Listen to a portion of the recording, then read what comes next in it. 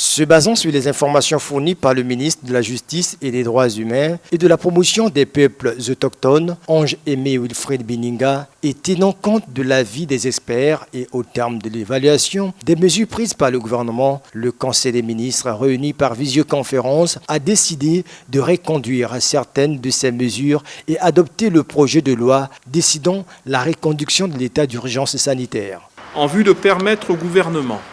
de poursuivre la mise en œuvre des dites mesures, il est indispensable de proroger de nouveau l'état d'urgence sanitaire actuellement en vigueur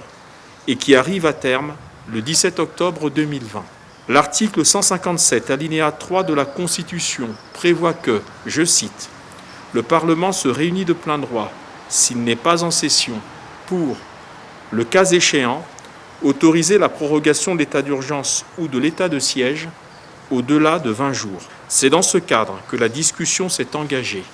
sur le projet de loi soumis à l'examen des membres du Conseil des ministres. Après examen et discussion, le Conseil des ministres a approuvé le projet de loi autorisant la prorogation de l'état d'urgence sanitaire en République du Congo. Cet avant-projet de loi sera transmis au Parlement pour adoption.